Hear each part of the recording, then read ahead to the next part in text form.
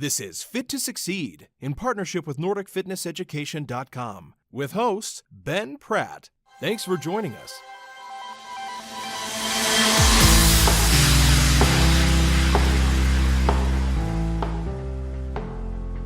Another common practice that we cannot allow to occur is we're detraining by defaulting to that. We're absolutely supposed to be doing strength and conditioning. And for us to really get a good foundation, in my opinion, strength has to come first. That's why our business is called Be Stronger Fitness. I believe in that principle so much, we named our business that.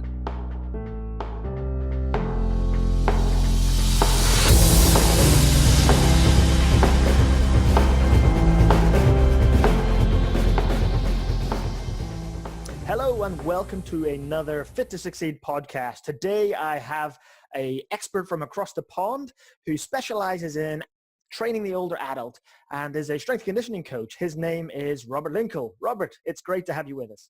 Great to be here. Thank you. Appreciate it. Now, as I understand, Robert, you have been in the industry 2 decades and specialized in training the older adult for 15 of those years. Is that correct? Yes, sir. All right, fantastic. So you're the perfect person really to discuss this very important topic, because there's many people and PTs in the industry who, of course, will want to train or have clients in that bracket. Now, just to give us some context to start the conversation, many organizations that I have come across define the older adult as those who are 50 plus. Mm-hmm. And so perhaps there's a differentiation there between the older adult and the elderly. Could you perhaps clarify that difference so that we target our audience in what we're going to discuss? Absolutely. Yeah, that's you're pretty accurate with what you have there. Our industry embraces many different, I call them common practices. It's what everybody kind of does, but not a lot of people know why. And where I think some older adult titles have come in at 65 is because of a retirement company we have here called the AARP.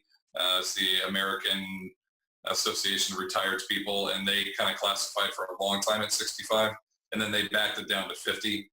Some of our insurance programs and our health cares, and those will classify from 55 to 50. So for us, I've kind of defined the older adult as around 50 and up, and then we have an elderly program that trains as well, and those are 80 and up. But again, that's, chronological aging. Really, we look at things mostly from a biological standpoint. So you might have someone like myself that's almost 38, but I move and I have had experiences physically that are probably more like 65 or 70-year-old. Right. And then vice versa, I'll have some 70-year-olds that are in fantastic shape and they can do our 40-year-old workouts, Right. So it just kind of depends on each person, but generally that's kind of how we classify. Yeah, I mean, you reminded me actually of an experience I had as a very early fitness instructor almost 2 decades ago. And I walked into the gym and I can remember seeing a young girl who was maybe in her mid-20s working on the cross trainer. And she was quite overweight and really struggling at a slow pace. And then right beside her was a lady who was almost in her 80s, probably in her late 70s. And she was going like the clappers on this cross trainer beside her, looked as fit as a fiddle. So, we have to be careful that abilities we don't assume that someone who's older can't achieve and do well. Absolutely. It kind of leads into some of the stigmas of our industry, those common practices that older adults shouldn't lift heavy weights, or they shouldn't do anything powerful or explosive, and they shouldn't lift their arms over their head or press weights overhead. These components that if you really look at why do we teach younger people to do those, it's for the health benefits. So why would we not really want to focus with the older adults on those to reap those health benefits, Mm-hmm. So that common practice term, we see it so much. People just kind of do what other trainers have done before them. They don't really ask why or think about why it is that way, and then if they should think outside the box or not. So that's a big focus on what I do with teaching other trainers, doing podcasts, interviews, all this is to deliver information that helps change those common practices into open thought, free thought, into how to train their clients. Mm-hmm. Fantastic. I like that. And I think another interesting fact that we can sort of throw in the mix early on here is that it's common to see, and statistics show that as people reach retirement and finish their daily employment, that actually strength drops considerably. That's one of the big factors. Is that not right? Absolutely. Yeah, absolutely. The other side of that is their financial components, for the most part, increased. So now they have some recreational funding, I think is how the U.S. kind of qualifies it with the IRS. where the average individual in the U.S. that's 65 or up and then officially retired, they have upwards of $250 to $300 a month that they typically will spend on recreation and health. And so that's usually where we come in. So as their efforts and their physical demands of their jobs start to kind of taper off as they get into the golden years they've set themselves up into a position to continue focusing on this with some financial components behind it. So it is the most financially invested demographic in the industry, and that's worldwide. That may well have just led on to the next thought I had, which was that why did you specifically choose to train the older adult group, the 50 plus? Because I am one. That's kind of the general answer that I like to give. And there's a bit of a story to it. But in 1999, when I graduated high school, I was coming out of high school with a back injury already. I was a discus, shot put, thrower, and football player, and I had injured my back a bit during sport. We didn't have a weight training coach, didn't have an individual with the throws that was teaching me, the proper techniques, the ways to progress my loads, my movements, how often to do them and whatnot. So I just did everything I could. I wasn't very talented physically, but as far as my emotional investment into the sport, I put everything I had into it. So if I wasn't as talented as you, I was going to work harder than you. So from 99 all the way through 2003, I started at a university here, Sacramento State University. I earned a scholarship there to throw. Had mostly kind of focused on the hammer thrower at that point. Really became kind of my calling card. 2005, I graduated. 2006, I was picked up on sponsorship with Reebok to try to make an Olympic team into 2008. And training into that year, 2008, I completely blew my back apart, and that was my first major back injury. So it was January 1st, and the Olympic years in track and field, you have the second year into every 4 years is kind of a dead year. So like this is the dead year right now. We have world championships in every odd, and then you have the Olympic years every fourth even. So I don't know if that was confusing, but basically every second year of our 4 Olympic year blocks, there's really not a whole lot for track athletes to pursue. So I had taken that year off, and then coming into the next year of training, I was a 550-pound back squatter, and my wife was working at this country club. She said, "We got a brand new weight room in here. You love to squat. Come in here and be the first person ever squat in the squat rack." So I get in there, 225 on the bar. I go down maybe my third rep, and I hit the bottom, get into the bucket, and I feel my L5 S1 disc just laterally blow out the side of my back. Okay. And I know I'm hurt, but my brothers of iron mindset says you can't drop these weights. They're brand new. So I force myself out of the squat. I rack the bar, and I'm laying there on the ground for 90 minutes waiting for somebody to find me. I cannot move.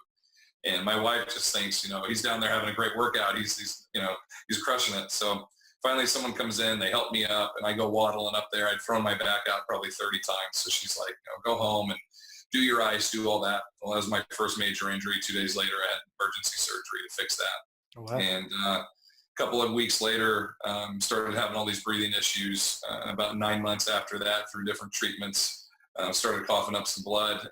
In a session with one of my clients, found a carcinoid tumor in my lung. Eventually had to have my lung removed, and that was a major surgery.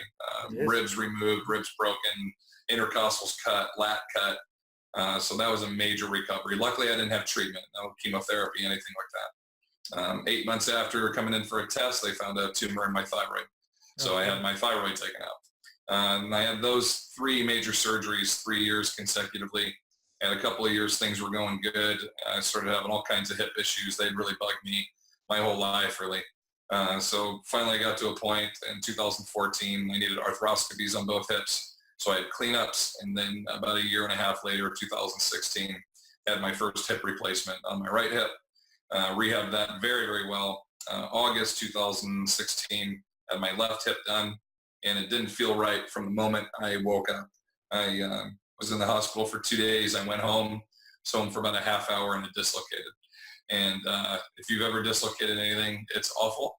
But a leg is even worse because you can't do anything. You can't sit up. You can't do anything. So an ambulance ride later, all this, I'm multiple times, 6, 7 times, they would relocate it. And as soon as I would move, it would pop out again. So basically I had to wait, and get a whole another hip replacement. So I do say I've had 3 hip replacements because the left one's been done twice. I've had a hernia repair. I've had 2 wrist surgeries for ligaments and repair. So I've had 11 surgeries altogether. Oh goodness, Lots of aches. your health insurance must love you. Oh man, I'm like the biggest red flag. Every time I go in, they're like, now what? You know, what's the problem? They lose money on me every single year. So my deductibles through the roof. But those 11 surgeries, to make a very long story short-ish, Tony Robbins has a saying. He says, life doesn't happen to you, it happens for you. And I really liked that mindset. I embraced that if I'm going to have these experiences and learn from all these, I'm very obsessive when it comes to anything that I'm going through or a client goes through. I want to learn everything I can about it so I can help fix it. Mm-hmm. So all of those things I kind of explained, typically you're in your 60s or 70s when those occur for the most part. So when I joke and say I am one, I've had a lot of those experiences. My clients connect with me really well on it. Not that you need to go out and hurt yourself, but when you can empathize and understand where they're coming from, they trust instantly. As soon as I say I've got 2 fake hips and I had cancer, and you go through that, there's this response right away, and they put their walls down and they trust. So I had the opportunity early on where I really wanted to work with athletes, but as my life kind of changed and my direction changed and the demographics started coming to me, I wasn't even marketing to them really. They just kind of heard my stories as I was going through, and it became my area of expertise.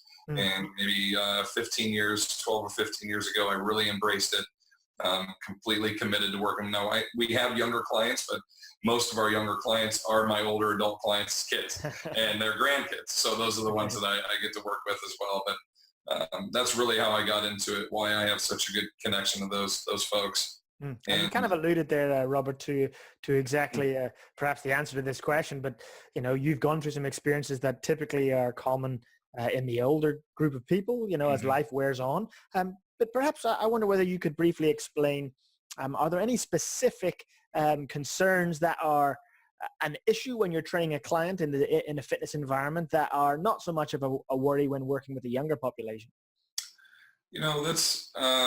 It's a good question. It really depends on their physical ability, their biological aging pattern, because I've had 20-year-olds that have back issues and back injuries so badly, we have to put them into a separate protocol, where some older adults are just so fit they can do a separate protocol. So the general way I like to look at it, another common practice is older adults should sit down. So you see them on selectorized machines pretty much all the time. Mm-hmm. Sit down chest press, sit down row. Once we get a client and we don't even have those machines here. We have no machines in our studio. But once a client is kind of cleared via physical therapy and they're off of those selectorized machines, we'll get them at that point. We work with a physical therapist, a behavioral counselor, nutrition, registered dietitian.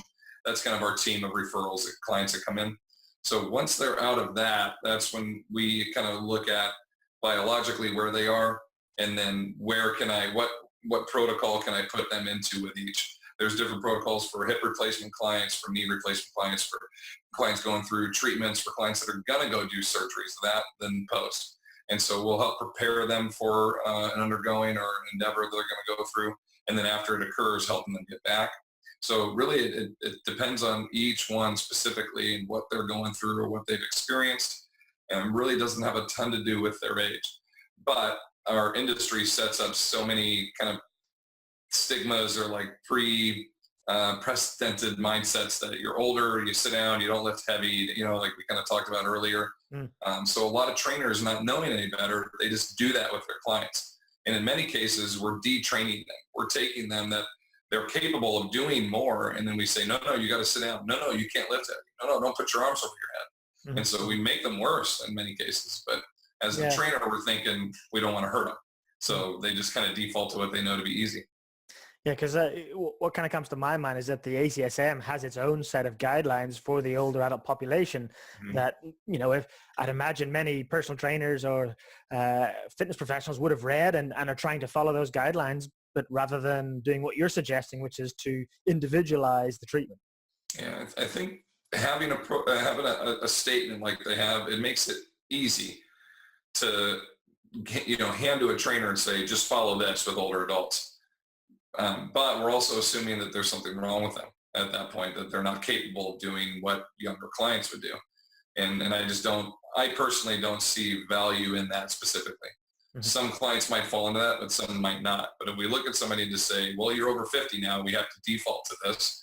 That's not personal. It's not training. It's not specific. It's not to, you know what I mean? That takes away everything from us. And now it's just a defaulted group exercise class that, everybody follows this paper. It makes really limited sense or no sense, in my opinion. Mhm. So it'd be really key then, wouldn't it, as you're suggesting, to make a personalized consult assessment of the client. You sort of talked there about biological age, reference to chronological age. Yeah. Cool. Yeah, the protocol that we use, or the assessment protocols we come in, I don't really like to use the term assessment. And we have a company here called Fleet Feet, and their business is all about molding a shoe or finding the right shoe that fits you. So you go into the store, and they're all about running and just, mud runs and Spartan runs and marathons. So you go in and they have you run back and forth in the store, and then they look at you and say, oh, here's these, expensive shoes that you need. You're a pronator and this and that, and they give you the shoe. So when we do that, I went in with my wife to do this. I noticed that when she was running, the guy assessing her, he didn't know any better, but me knowing what she normally looks like when she runs, he's like, okay, I'm testing you now. She ran differently than she normally would.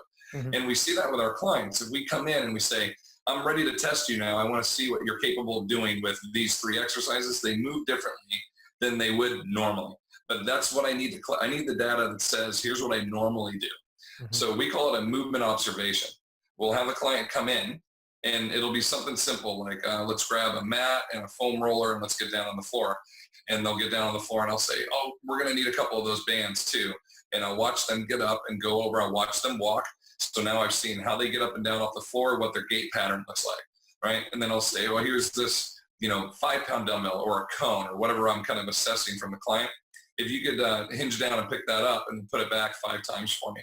And I'll be walking around kind of doing stuff, but I'm watching them. I'm looking, watching as do they round over? Do they hinge? Do they bend over? Do they squat? What kind of general mechanics do they do when they do that? So and you're trying to see their movement when they're doing it subconsciously without you being aware. Absolutely. Because as soon as you say it's test time, everything changes. Mm-hmm. So when the change occurs, I still might see some of the limitations they have, but it's not we cover up very well. We protect our limitations and our injuries well. And in the other cases, I kind of get to see a true presence of what they are. And from that, I can build a program that's pretty specific to what they need. Yeah, I like that. I really like that. And that's very much how I like to manage things as well. If I'm doing an assessment, particularly on movement, I totally agree. Let's make sure they're not aware that we're observing them for movement so that we can truly see how they move. And then once we've observed that, then perhaps we could introduce some parameters that drive their movement in a specific way. And now they know we're observing. It's not such an issue because I've already observed the key things that happen. Absolutely. And some of the hard part, sorry to interrupt, but just some of the hard part with some of like the general assessments our industry has, I love the FMS, but with the older pops, it's really challenging to get a lot of our clients to do a split stance or an inline stance or a hurdle step over or a push up with the hands and the thumbs. A lot of them can't do any of those. So it's really defeating for them to be like, well, you're another 0, you're another 0, so sometimes just some really basic movement observations of things that they can do will tell you more without a defeating start. You get clients that come in that are super overweight and they want to do pre-measurements photos with their shirt off. They already know they're overweight, and now you're having to take their shirt off. You're prescribing a number to how big they are. That can all be really demoralizing for our clients. So with us, it's just like, I want to just get a baseline without you really knowing it. Mm-hmm.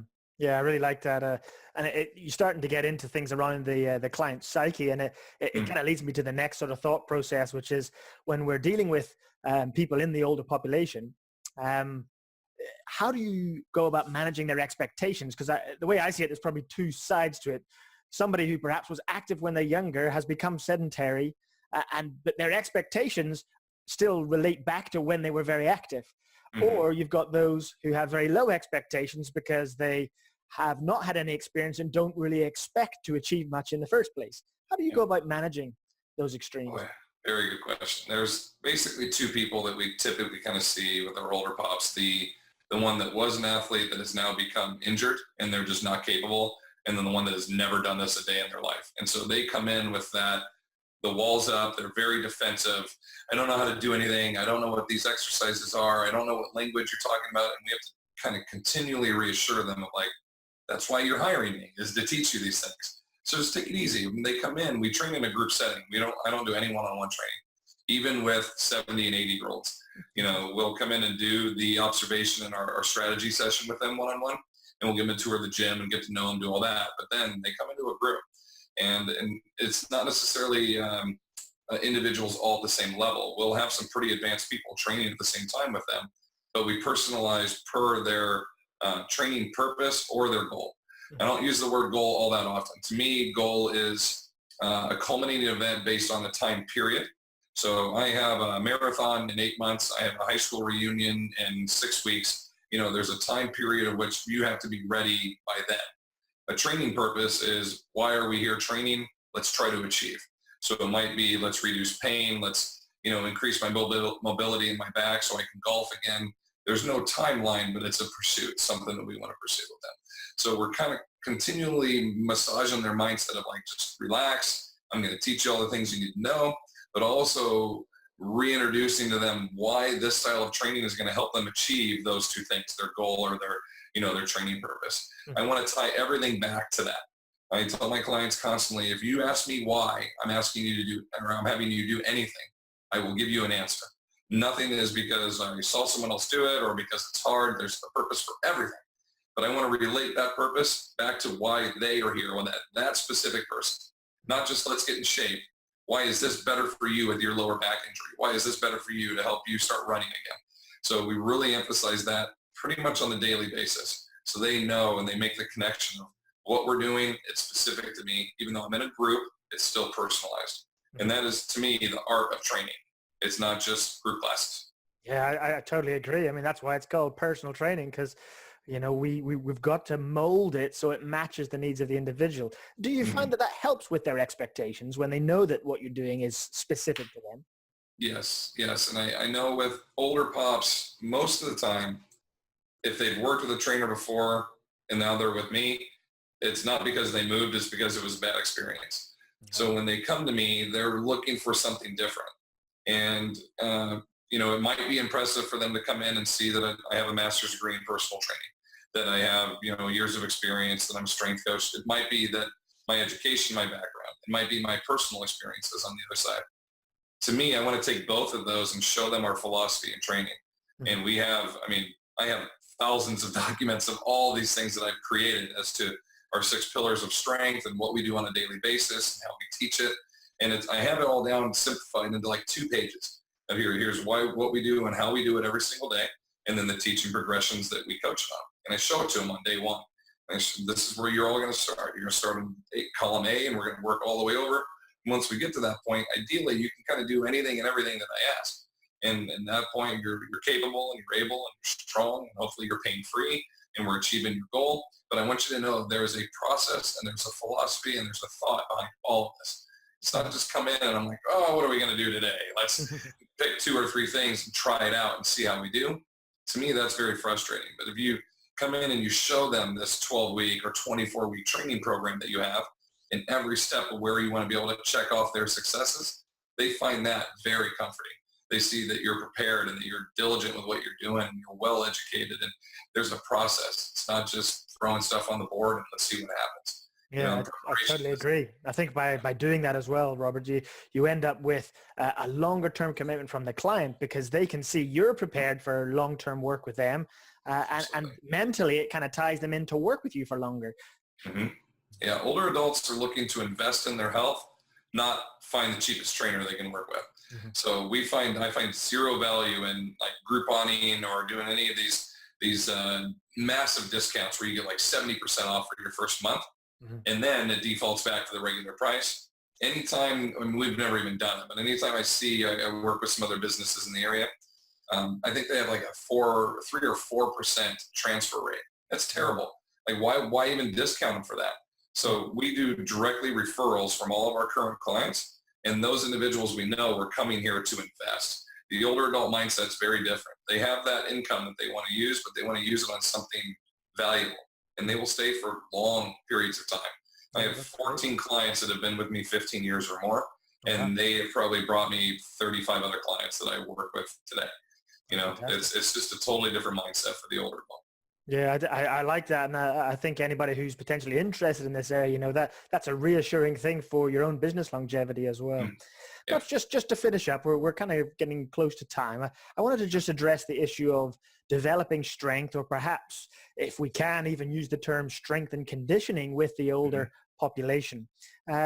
What's your thoughts on whether that's appropriate? And if so, how would you manage it? What principles would you use to guide somebody who's 50 plus in strength training work?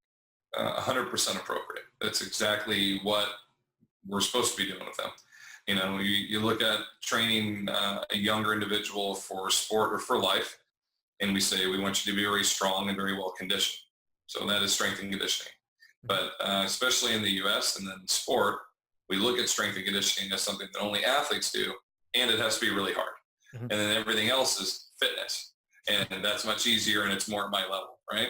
So when they come in the gym here and they see no machines, and they see kettlebells and sandbags and racks and cable pulleys and kettlebells and fat bells and dumbbells and open space and all this, they go, where are all your chairs and where are the machines? And I say, we don't use any of that. This is our space, and I'm going to teach you how to move in functional life capacities. That's what we do.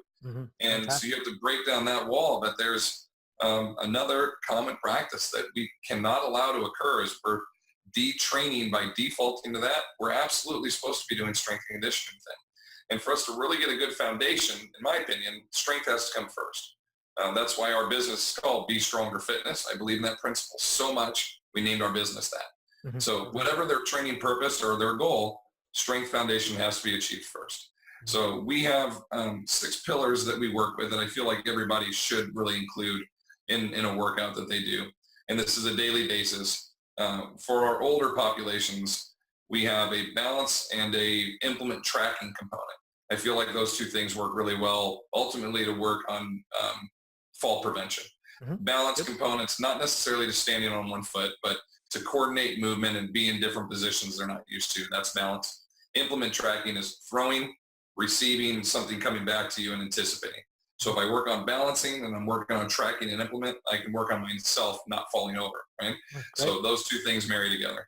We do a ton of rowing, probably 3 to 1 with every other component that we train.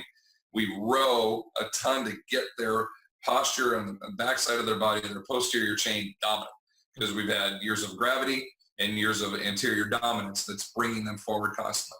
And we don't do any horizontal pushing. You mean resistance rowing rather than sitting on a rower? Yeah. Yep, correct. Yeah, we have rowers, but we rarely use them. I'm talking about horizontal or vertical rowing, pulling actions. For every 10 days of workouts that we do, we'll do 1 horizontal push.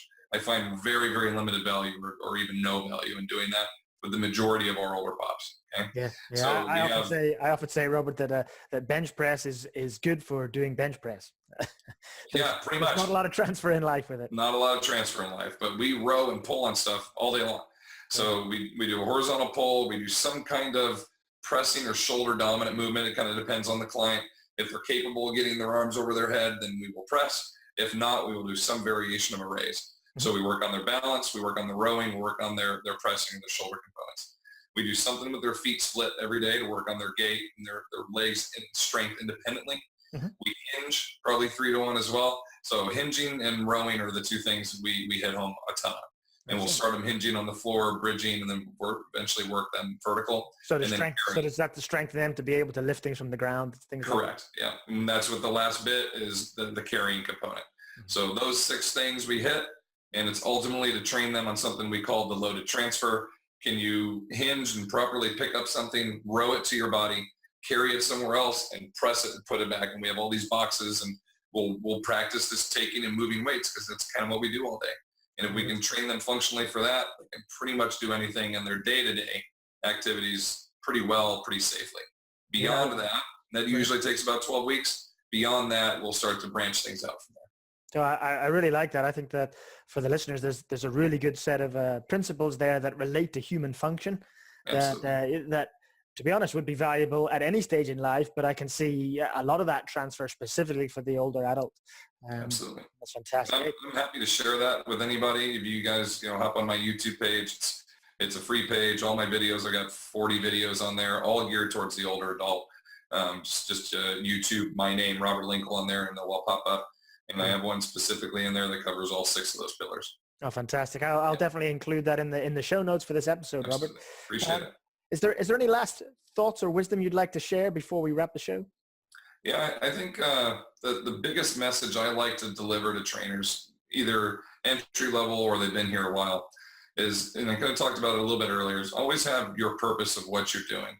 And I went in to pick up my dry cleaning one day, just up the road, dressed normal.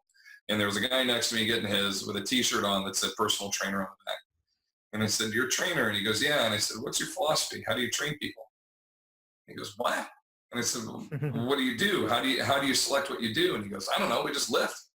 And he kind of scoffed at me and walked away. And I thought, is that really where we're at? Like, the trainers really do that? And I was totally disheartened by it. So I posted on Facebook and I said, back me up, people. Like, you guys got to have a philosophy, have a reason and a rhyme to why you do it, what you do. And those are really the 2 things you need to address: what you do and why you're doing it. And you can kind of define it and defend it to peers, legal issues if those occur, but have a reason to what you do with everything that you do, from movement prep, warm up, to all your strength training, to your conditioning, to your cool down. Don't just pick stuff. Don't just do common practice. Think out of your box, take in the data, learn about it, decide if you want to use it. Don't just follow blindly. Have a purpose for what you do. Your clients will reap the benefits of that, and they will really appreciate what you do, enough to bring their circle of trust and their loved ones to you. That's when you've truly done a good job in this industry, is when you're earning referrals from a client of their grandmother and their mother. People they care about are coming to you. You're doing your job right. Oh, well said, Robert. I totally agree. We need to have a high level of professionalism in the fitness and personal training industry, like you said, to develop trust, but also to ensure that there's structure, that there's progression. I couldn't have said it any better myself. That was fantastic. Thank you. It's been really great to have you on the show. And for listeners, I'm going to link up to everything on our show notes on the blog page to ensure that you can find Robert across his social media and also view some of the videos he's put out on his YouTube channel. So Robert, all I've got to say is keep training those older adults, and thank you so much for your time. Thank you for having me. I appreciate it. If you enjoyed this podcast, please subscribe and share via social media. You can also rate the show on iTunes, Stitcher, or YouTube. If you'd like to know more about us, then check out our range of online courses at www.nordicfitnesseducation.com.